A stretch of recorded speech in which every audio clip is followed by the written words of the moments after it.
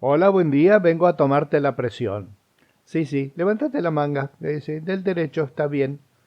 Quédate acostadito ahí, no hagas esfuerzo, nada, ni hables por un ratito hasta que te tome la presión. Bueno, ahí está la faja puesta, aprieto este botón acá y ahí empieza, ¿eh? El motorcito va levantando la presión y yo te explico lo que está haciendo. Está así inflando la faja y vos vas a sentir que te aprieta el brazo y él está sintiendo, escuchando los latidos de tu corazón. Si te fijas ahí, hay un dibujo en el display del corazoncito y te va latiendo. Eso quiere decir que lo está escuchando. Entonces va a llegar un punto que va a dejar de escuchar los latidos del corazón porque la presión va a haber cerrado la arteria que pasa ahí por el brazo cerca del codo y va a saber el aparato cuando deja de escuchar ese flujo de sangre que ha llegado a la presión máxima. Entonces va a poner para desinflar la faja y la presión va a empezar a bajar. Y si ves el corazoncito siempre latiendo, ¿no? Y va a llegar un punto en que va a volver a pasar sangre por la arteria y entonces el aparato ahí se va a desinflar del todo y va a decir, listo, ya tengo. Esa era la presión mínima. Y la primera, cuando cortó, esa era la presión máxima. Así que tenemos los dos valores que se llaman presión sistólica y diastólica, los dos valores de presión ya registrados. Está normal, está normal. Un poquito alta la baja y baja la alta. Esos son los comentarios cuando te toman la presión. La toma de la presión es una de las formas de diagnóstico de uno de los valores de los tantos que se pueden tomar, pero que se pueden tomar en este caso sencillamente y muy prácticamente. En todas las enfermedades se usa este sistema. Ahora, la pregunta era, bueno, vos sabés de qué estamos hablando, todos los adultos le han tomado la presión un montón de veces, incluso algunos se la toman ellos mismos, tienen aparatito en la casa, se le toma la presión, se controla la presión. Otros se controlan el azúcar en sangre y ese tipo de cosas. El punto que quería establecer esta mañana es, el, tanto sirve la toma de la presión para distintos problemas de salud, para diagnosticar, para controlar, para ver cómo está esa parte que tiene que ver con el corazón, que me levanta la pregunta, ¿cómo en la vida espiritual podríamos estar chequeando alguno de los parámetros de la misma forma que la toma de la presión es el control de algunos parámetros útiles para diagnosticar el estado general de salud de una persona? ¿Cómo se podría? ¿Qué miraríamos nosotros si estuviéramos por evaluar nuestra vida espiritual?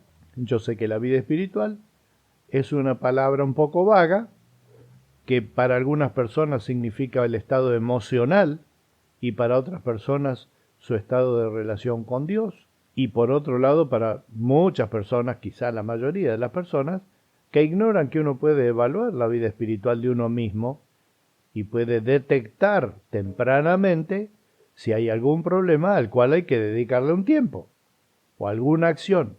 Yo en esta mañana te quiero poner, porque seguramente a vos se te habrá ocurrido, de que quizá la oración, mi oración, nuestra oración, expresa uno de esos parámetros que podemos ver para evaluar cómo está nuestra vida espiritual.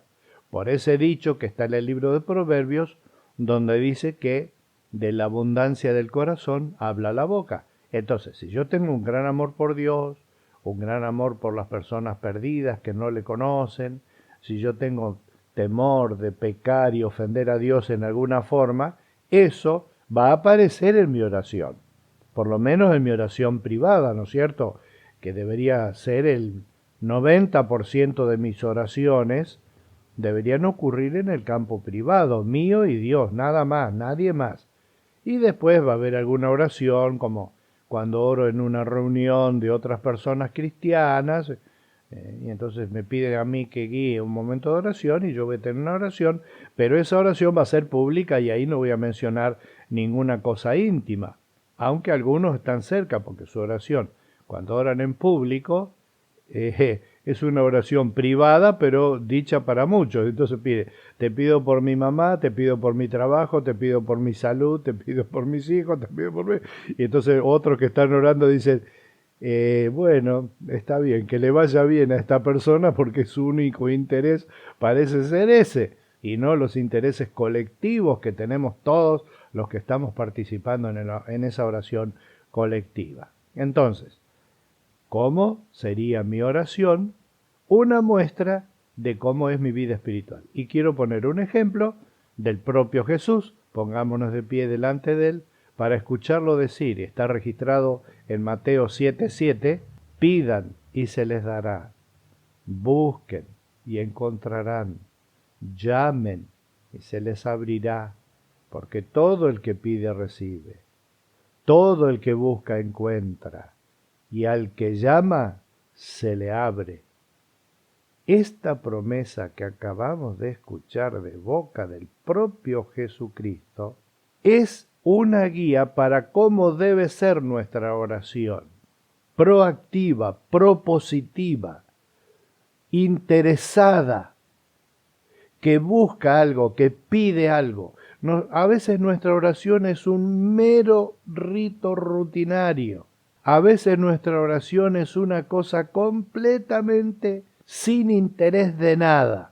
No nos interesa nuestro crecimiento espiritual, no nos interesa la paz de otras personas o situaciones, no nos interesa nada. Nuestra oración es un mero rito que hacemos antes de comer, por ejemplo, tipo, Señor, bendice estos alimentos y que no le falten a ninguno de tus hijos. En el nombre de Jesús, amén. Y esa oración, vos decís, ¿pero qué tiene de malo esa oración? ¿Sabes qué tiene de malo? Si toda la oración nuestra es así, ¿no? Tiene de malo que no tiene metas espirituales en sí mismo.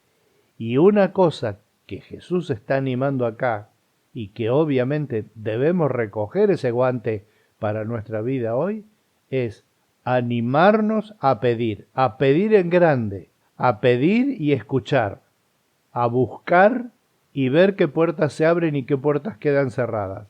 La puerta que está cerrada, pero que vos no la intentás abrir, nunca nos vamos a enterar si esa puerta estaba cerrada o abierta.